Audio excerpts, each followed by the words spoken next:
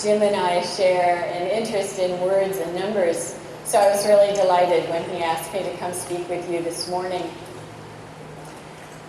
The idea of Accounting Day is kind of an interesting concept.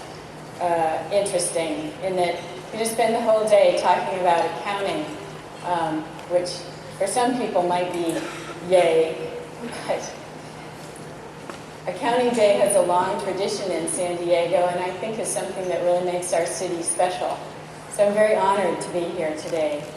My talk this morning is entitled, Speak Like a Native in Business, Melding Words and Numbers to Say What You Mean.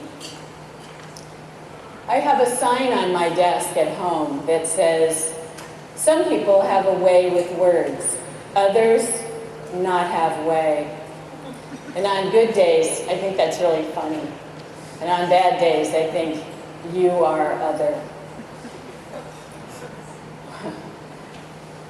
You would think since I had a bachelor's in linguistics and speak several languages that business communication would come easily to me, but actually I got in trouble right away. As a new financial analyst, it fell to me to write the monthly sales report.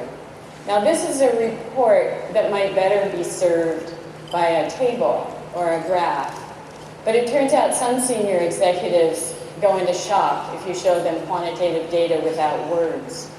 So it falls to us to put numbers into sentences. So we write, sales rose this month to 244 million, an increase of 14 million or 6.7% over prior year. Month-to-date totals, blah, blah, blah. It's really boring. So I thought, I can spice this up. So I wrote, sales plummeted this month in Italy. Now my boss at the time was a fierce Armenian, ferocious, very smart guy, kind of guy that can take you out. But instead of coming down and ripping my head from my shoulders, he just sent the report back down to me with a pencil line through plummeted, just no plummeted. See, what I didn't understand was that these reports weren't supposed to be interesting. These reports were supposed to be boring because the intention was just to tip them into the senior executive's inbox and tiptoe away, hoping that either A, he didn't read them, or B, he read them and thought everything was fine. And then only finance would know what was going on. My kids ask me what I do at work, and I say I look at numbers and I try and figure out what they mean.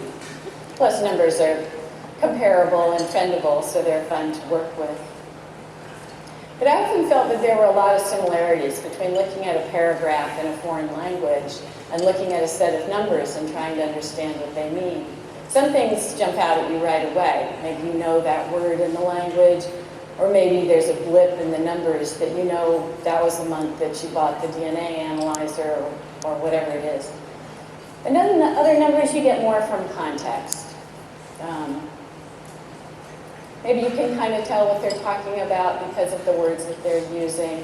And then maybe on the numbers side, you can see that there's an increase during the summer months. So perhaps it's related to, cooling costs, for example, in San Diego. And then other numbers or words you're going to have to delve into more deeply because you really don't know what they mean. You don't know why they sound the way they do. But it's worth delving into these numbers because if you can figure out what they're telling you, you can predict the future. Now, after the plummeted incident, my boss decided to give me a shot at something different. So he told me, oh, by the way, I should say, I never got to try it the other way.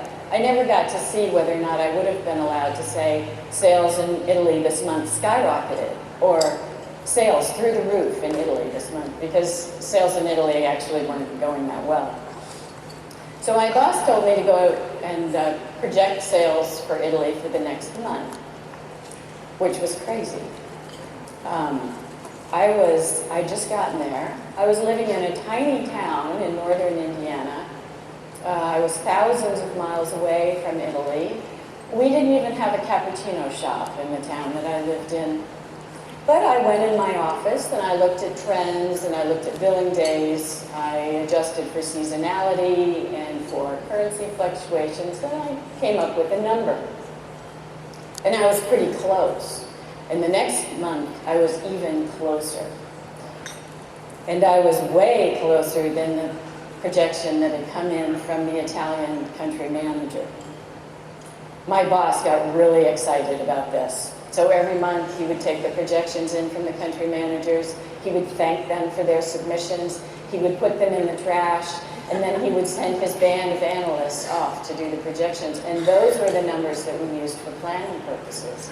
And I learned a huge lesson with that, because it means if you take politics and wishful thinking out of the numbers, they can be very reliable.